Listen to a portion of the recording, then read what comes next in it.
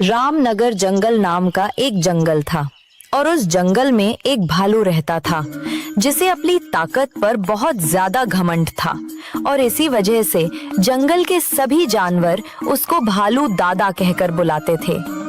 वो अपने से कमजोर जानवरों को बहुत सताता था और जंगल के सभी जानवरों से अपने आप को सलाम करवाता था। अरे ओ चुलबुली, चल मुझे सलाम मार, वरना तुझे यहीं फाड़ कर खा जाऊंगा। बेचारी चुलबुली ने डर के कारण भालू को सलाम किया।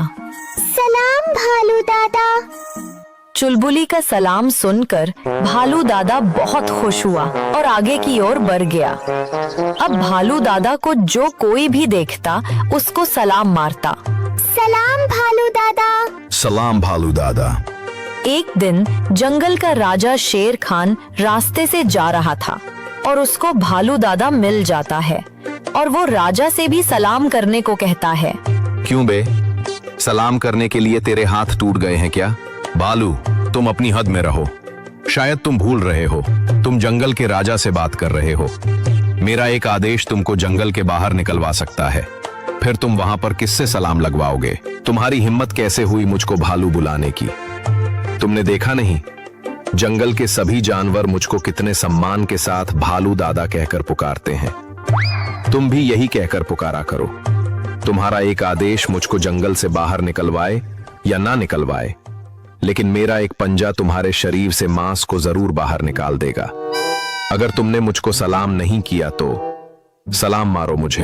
भालू का इतना आक्रामक रवैया देखकर शेर खान के भी पसीने छूट गए और उसने बड़े आदर के साथ भालू को सलाम मारा। सलाम भालू, जंगल के राजा हो और तुमको सलाम करना भी नहीं आता?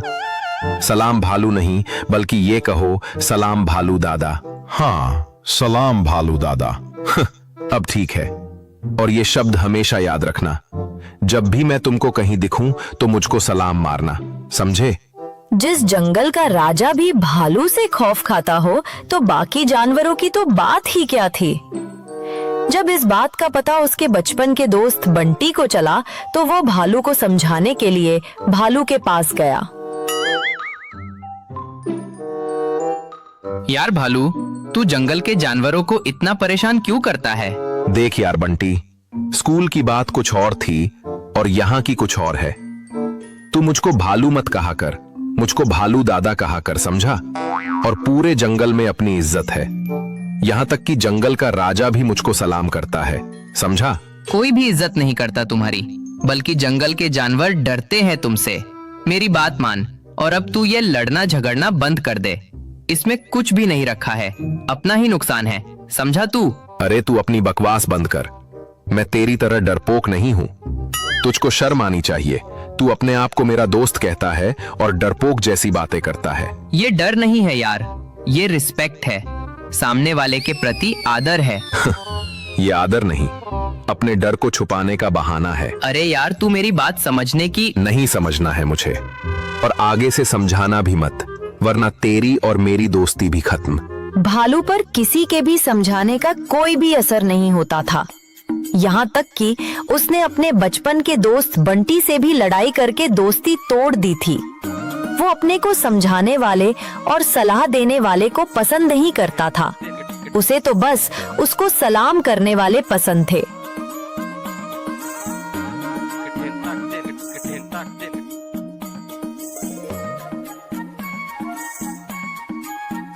कुछ दिन बाद मेमने भाई, आपने भालू को देखकर रास्ता क्यों बदल लिया? क्या बताऊं भाई, भालू के सामने जाओ तो इसको सलाम मारना पड़ता है, और अगर किसी दिन भूल गए तो फाड़ कर खाने की बात करता है। अगर किसी दिन सच में फाड़ खाया तो इससे तो बेहतर यही है कि उस रास्ते ही मत जाओ जिस रास्ते से ये भालू जाए। फिर तो ऐसा हो गया था, जो भी कोई उस घमंडी भालू को देखता वो अपना रास्ता बदल लेता। कोई भी उससे उलझना नहीं चाहता था और ना ही बहस करना चाहता था। उस भालू को इतना घमंड हो गया था कि एक दिन उसको उसके बचपन का दोस्त बंटी मिल जाता है और वो उससे भी सलाम करने को कहता है। अरे ओए बंटी, माना कि तू मेरे बचपन का दोस्त है, पर ये मत भूल, जिसको भी इस जंगल में रहना है, मेरे सामने से गुजरना है, वो मुझको बिना सलाम मारे नहीं जा सकता। अगर किसी ने नहीं मारा तो मैं उसको जान से मार दूंगा। चल सलाम मार मुझे। अरे यार भालू, मैं तो तेरे बचपन का दोस्त हूँ। दोस्ती अपनी जगह और पोजीशन अपनी जगह। चल सलाम मार मुझे। सलाम सलाम भालू दादा, सलाम। बंटी को भालू का ये रवैया बिल्कुल भी पसंद नहीं आया था, लेकिन वो घमंड के सामने किसी की सुनने को ही तैयार ना था। ये सिलसिला काफी दिनों तक चलता रहा। वो सभी को सलाम करने के लिए मजबूर करता रहा। जंगल के छोटे मोटे जानवर तो उससे तंग आ गए थे, मगर कोई भी उसके सामने बोलने की हिम्मत नहीं कर रहा था। अरे ओ हाथी के बच्चे, चल सलाम मार मुझे। क्यों सलाम मारूं तुझे? तू कोई दादा है या राजा है? तुझे तेरे माँ बाप या जंगल के किसी जानवर ने बताया नहीं? मैं भालू दादा हूँ, समझा? चल सलाम मार मुझे। मेरे मम्मी पापा भी मुझको गोलू राजा कहते हैं। मैं भी राजा हूँ, तुम मुझे सलाम मारो। अब सारा जंगल मुझे सलाम मारता है और मैं तुझे सलाम मारूं। हाँ, क्यों नहीं? तुम मुझको भी सलाम मारो। और भालू दादा ने अपने नुकीले पंजे बेचारे गोलू को मार दिए और गोलू दर्द से करहाता हुआ अपने मम्मी पापा के पास पहुंचा। तो उसकी बात सुनकर उसके बाप बल्लू भाई को गुस्सा आ गया और वो भालू दादा को सबक सिखाने के लिए गुस्से में दौड़ पड़ा। बल्लू भाई की खतरनाक चिंगार सुनकर पूरा जंगल थर्रा उठा। सभी जानते थे कि बल्लू भाई जितने शांत रहते हैं, गुस्सा आने पर उतने ही खतरनाक हो जाते हैं। थोड़ी आगे जाकर बल्लू भाई को भालू मिल गया। क्यों बे भालू के बच्चे, तूने मेरे बेटे को पंजा मारा? तमीज से बात करो। हाँ, मैंने ही उसको पंजा मारा क्योंकि उसने मुझको सलाम नहीं मारा था। ले, मैं सलाम मारता हूँ तुझे। बल्लू भाई की इस मार से भालू के जबड़े हिल जाते हैं।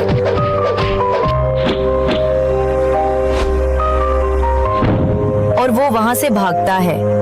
बल्लू भाई उसके पीछे चिंघाड़ते हुए भागते हैं। आज तो मैं तेरे सारे के सारे दांत तोड़कर ही रहूंगा। अब भालू आगे आगे भागता रहा और बल्लू भाई उसका पीछा करते उसके पीछे दौड़ते रहे। सारे जानवर ये देखकर हैरान थे कि भालू दादा अपनी जान बचाकर भाग रहा है। भालू को डर कर भागते देख जंगल के सारे जानवर खुश हो गए थे। अब भालू की समझ में आ गया था कि बल्लू भाई अब उसको छोड़ने वाले नहीं हैं। वो उसका जबड़ा तोड़कर ही मानेंगे। बल्लू भाई से बचने के लिए भालू एक संकरी गुफा में पहुंचता है। बल्लू भाई से बचने का एक यही उपाय है, इस संकरी गुफा में घुस जाता हूँ। वो तो इस गुफा में घुस नहीं पाएंगे। भालू गुफा में घुस जाता है।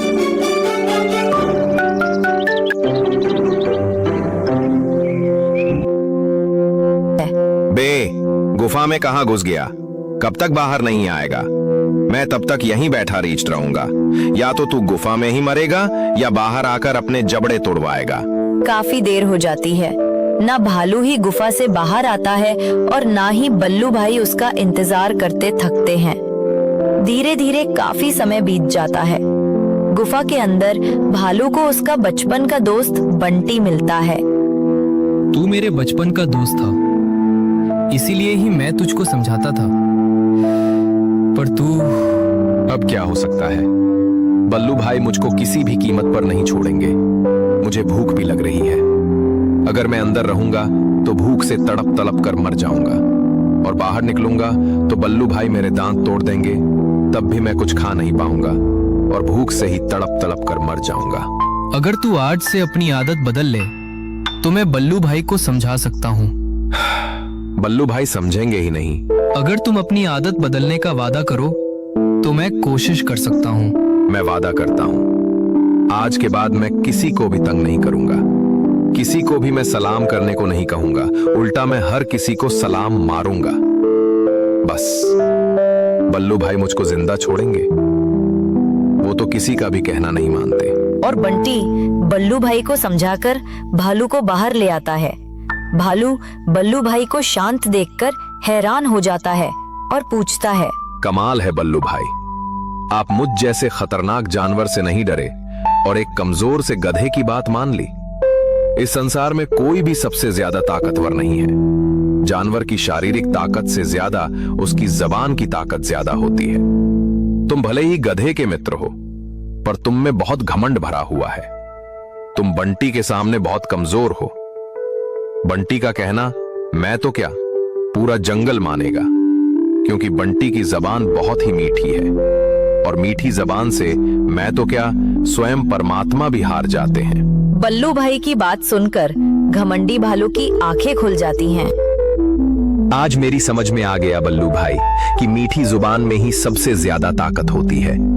आज से मैं किसी से भी कड़वी और दिल को दुखाने वाली बात नहीं करूंगा। कहानी का दूसरा भाग। जंगल के एक बड़े मैदान में भालू दादा मधु के छत्ते से शहद खा रहे थे। बंटी दूर खड़े होकर भालू दादा को शहद खाते हुए देख रहा था। अरे वाह भालू दादा, आप तो मजे से शहद का लुत्फ उठा रहे हो, वो भी अकेले अकेले। क्यों ना भालू दादा के साथ थोड़ी सी मस्ती की जाए। बंटी धीरे धीरे भालू दादा के पास आया। भालू दादा शहद खाने में व्यस्त थे। उनको बंटी की मौजूदगी का पता नहीं चला और बंटी ने जोरदार दुलती भालू के पिछवाड़े पर लगा दी। भालू दादा को बंटी की इस हरकत पर बहुत ज्यादा गुस्सा आया, लेकिन उन्होंने खुद को संभाला। बंटी, तुम अपनी इन हरकतों से बाज नहीं आओगे। अगर मेरा पंजा तुमको किसी दिन पड़ गया ना, तो तुम्हारी खाल को चीरते हुए तुम्हारे नरम मांस को खींच लेगा, समझे बंटी? अरे भालू दादा, आप तो बुरा मान गए। हमको हल्के से ही तो मारा है, इसमें गुस्सा होने की क्या बात है? आखिर हम दोनों हैं तो बचपन के ही दोस्त, और दोस्तों में तो ऐसा हंसी मजाक तो चलता रहता है। देखो बंटी, तुम्हारी शरारतों के कारण ना तो तुम मुझको बचपन में पसंद थे और ना ही अब पसंद हो। मुझे लगा तुम अपनी ये शरारत बड़े होने पर कम कर दोगे, पर तुमने तो अपनी शरारत को और बढ़ा दिया है। अब मैं तुम्हारी एक भी शरारत बर्दाश्त नहीं करूंगा। मैं जा रहा हूं जंगल के राजा के पास तुम्हारी शिकायत करने के लिए। जंगल के रास्ते होते हुए भालू दादा इसकी शिकायत करने के लिए आगे बढ़ने लगे। तभी उनको सामने से दो जुड़वा बकरी राधा और रानी आती हुई दिखाई पड़ी। अरे भालू दादा, इतनी सवेरे सवेरे कहाँ जा रहे हो? अरे मौसी, अब बहुत हो गया। ये गधा सुधरने वाला नहीं है। मैं उसकी शिकायत करने राजा के पास जा रहा हूँ। भालू दादा की बात सुनकर राधा सोच में पड़ गई। रानी, मुझे लगता है कि हमको पहले बंटी को समझाना चाहिए। हो सकता है वो अपनी शरारतें बंद कर दे। रानी राधा की बातों से सहमत हो गई और दोनों बंटी को समझाने के लिए जाने लगी। बंटी एक पेड़ के नीचे आराम से सो रहा था। राधा और रानी दोनों बंटी के पास पहुंच गईं। बंटी, तुम्हारी शरारतें कभी कभी बहुत ज्यादा हो जाती हैं। ये मजाक मस्ती तुम्हारे लिए किसी दिन बहुत बड़ी मुसीबत बन सकती है। अगर कोई तुमको ज्यादा तंग करे तो तुमको कैसा लगेगा बंटी? अरे राधा मौसी, मैं तो ये सब अपने मजे के लिए करता हूँ। अचानक वहाँ से एक कमजोर सा गधा जा रहा था। बंटी को फिर से शरारत सूझी और उसने कमजोर गधे में एक जोरदार लात जड़ दी। कमजोर गधा को बंटी पर बहुत गुस्सा आया। बंटी, ये क्या बदतमीजी है? अरे मेरे भाई, मुझको थोड़ा तो मजाक कर लेने दो। अगर तुम्हारे मजाक से सच में कोई चोटिल हो गया तो? बंटी, तुम सुधर जाओ, वरना एक दिन ऐसा आएगा जंगल में कोई भी तुम्हारी मदद नहीं करेगा। कमजोर गधे की बातों से बंटी थोड़ा सोचने में पड़ गया, लेकिन उसका शरारतें बंद करने का कोई इरादा नहीं था। राधा और रानी दोनों वहां से उदास होकर चली गईं। इधर जंगल का दरबार सजा हुआ था, जहां पर शेर खान विराजमान थे और सामने भालू दादा खड़े हुए थे। उनके चेहरे पर गुस्सा साफ झलक रहा था। महाराज, अब बहुत हो गया। बंटी की शरारतें अब दिन ब दिन बढ़ती जा रही हैं। वो पूरे जंगल के जानवरों को तंग करता है। शेर खान की आंखों में गुस्सा भड़क उठा। अब बहुत हुआ। बंटी की शरारतें अब सहन नहीं की जाएंगी। अब मैं उसको नहीं छोड़ूंगा। उसकी सारी हदें पार हो चुकी हैं। शेर खान गुस्से में जंगल की ओर बढ़ गया और अपनी तेज चाल से बंटी की तलाश करने लगा। बंटी एक वृक्ष के नीचे आराम कर रहा था। उसकी आंखें बंद थी और वो अपनी शरारतों पर हंस रहा था। तभी वहां से बल्लू भाई गुजरे। अरे ओ बंटी, जल्दी से उठ जाओ। जंगल का शेर तुमको तलाश कर रहा है और वो इस बार बहुत गुस्से में है। मुझे नहीं लगता कि वो इस बार तुमको जीवित छोड़ेगा। बल्लू भाई की आवाज सुनकर बंटी की सारी नींद भाग गई और वो हड़बड़ाकर एकदम से खड़ा हुआ, मानो जैसे उसके पैरों के नीचे से जमीन खिसक गई हो। अब क्या करूं मैं?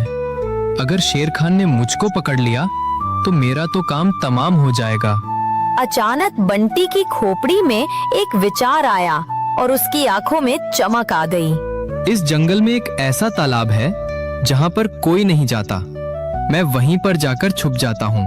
नहीं बट्टी, तुम वहां पर मत जाओ। महाराज शेर खान ने उस तालाब पर जाने की और उस तालाब का पानी पीने की सख्त मनाही कर रखी है। लेकिन बंटी ने बल्लू भाई की बात को अनसुना कर दिया और तेजी से तालाब की ओर भाग गया। वो तालाब एक वीरान से इलाके में था। उसके चारों ओर घनी झाड़ियां थीं और तालाब के पानी का भी रंग कुछ अजीब सा था, जैसे बरसों से उस तालाब पर कोई भी नहीं आया हो। वहाँ का माहौल विचित्र सा था, बिल्कुल सन्नाटा था चारों तरफ। बंटी वहाँ पर पहुँचा और रुक गया और वो तालाब की ओर देखने लगा। ये तालाब तो बहुत गंदा लगता है यहाँ पर कोई भी नहीं आया है। मैं तो भागते भागते थक गया हूँ। मुझको प्यास भी लगी है। क्यों ना मैं इस तालाब का ही पानी पी लूं? देखने में काफी गंदा दिखाई पड़ रहा है, लेकिन मेरी प्यास तो बुझा ही देगा। इतना बोलकर बंटी ने उस तालाब के पानी को पी लिया। पानी को पीते ही बंटी को अजीब से चक्कर आने लगे और उसकी आंखें भी लाल हो गईं और उसके शरीर में अजीब सी ताकत आ गई और वो जंगल की ओर दौड़ पड़ा। उधर शेर खान बंटी की तलाश कर रहा था। बंटी सामने से आकर शेर खान से टकरा गया। बंटी, तुम्हारी शिकायत बहुत बढ़ गई है। अब मैं तुमको जीवित नहीं छोड़ूंगा। शेर खान की बातों को सुनकर बंटी के शरीर में और ज्यादा ताकत बढ़ गई और वो शेर खान की ओर झपटा। उसने शेर खान को संभलने तक का मौका नहीं दिया। बंटी ने उसे पीछे धकेल दिया और शेर खान उसको आश्चर्य के साथ देखने लगा। ये क्या हो रहा है? बंटी के पास इतनी ताकत कहां से आ गई? शेर खान ने खुद को बचाने की कोशिश की, लेकिन बंटी लगातार हमला करता रहा। शेर खान बुरी तरह घायल हो गया और खुद को बंटी से बचाकर वहां से भाग निकला। दूर खड़ा भालू दादा ये सब देख रहा था। उसकी आंखों में भी डर था। भालू दादा तेजी के साथ भागता हुआ राधा और रानी के पास पहुंचा। क्या हुआ भालू दादा? आज तुम इतने घबराए हुए क्यों हो? बहुत बड़ा अनर्थ हो गया बहन। बंटी अब पहले जैसा नहीं रहा। उसने शेर खान पर हमला कर दिया और उसको घायल कर दिया। शेर खान बंटी से अपनी जान बचाकर भाग गया, नहीं तो बंटी उसको जान से मार देता। बंटी शेर खान को हरा दे और शेर खान को अपनी जान बचाकर भागना पड़े? ये कैसे संभव हो सकता है? मुझको सुनने में भी बहुत अजीब सा लग रहा है। बंटी उस पुराने वाले तालाब पर गया था।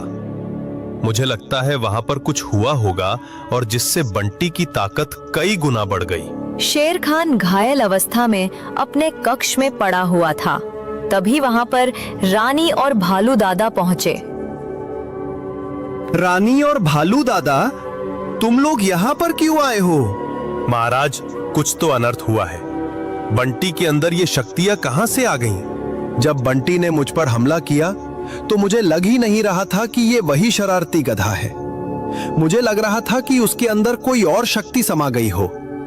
बंटी शरारती जरूर है, लेकिन वो कभी इतना हिंसक नहीं रहा। मुझे लगता है ये सब उस तालाब से जुड़ा हुआ है। कुछ ना कुछ तो वहां पर अवश्य हुआ है जिससे बंटी के अंदर ये बदलाव आया है। मगर महाराज, आपने उस तालाब पर जाने से मना क्यों किया था? क्या आप उस तालाब के बारे में कुछ जानते हैं? वो तालाब जंगल का सबसे पुराना और रहस्यमय तालाब है। वो तालाब और उस तालाब का पानी शापित है। अगर कोई भी उस तालाब के पानी को पी ले तो उसके अंदर अजीब सा बदलाव देखने को मिलता है, जैसा बदलाव हमको बंटी के अंदर देखने को मिला। इसीलिए मैंने उस तालाब पर जाने के लिए रोक लगाई थी।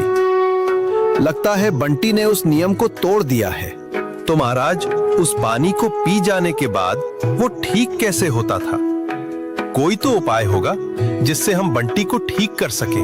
तालाब के उस पानी को अगर तुम बंटी के सिर के बीच में डाल दो तो उस पानी का असर खत्म हो जाएगा और बंटी पहले जैसा हो जाएगा।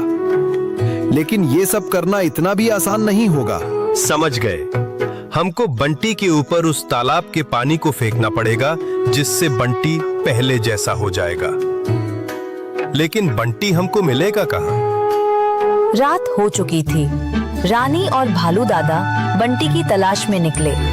वो दोनों तालाब की ओर बढ़ रहे थे और बंटी झाड़ियों से निकलकर तालाब की ओर जा रहा था। उसकी आंखें अब भी लाल थीं। वो धीरे धीरे उनके पास पहुंच गया।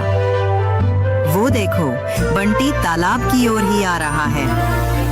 बंटी, क्या हो गया है तुमको?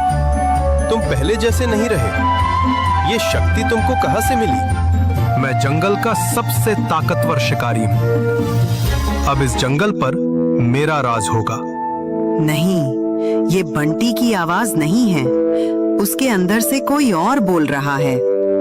बंटी, तुमको याद है जब तुम छोटे थे तो तुम हम सबके साथ खेलते थे? तुमने पहली बार जब मेरा शहद चुराया था और वो तुम्हारी नाक पर चिपक गया था। भालू दादा की बातों को सुनकर बंटी थोड़ा सा नर्वस हो गया। देखो, बंटी थोड़ा सा नर्वस हो गया है। यही मौका है कि तालाब का पानी उसके सिर पर डाल दो।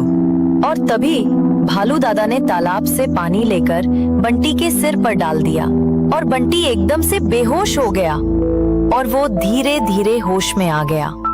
ये मैं कहां आ गया? मुझे माफ कर दो, मैंने बहुत ही गलत किया। अब जल्दी चलो तुम यहाँ से, और वापस चलकर तुम हमारे वही शरारती बंटी बन सकते हो। बंटी मुस्कुराने लगा और सब मिलकर वापस चल दिए। तो दोस्तों, आपको यह वीडियो कैसी लगी?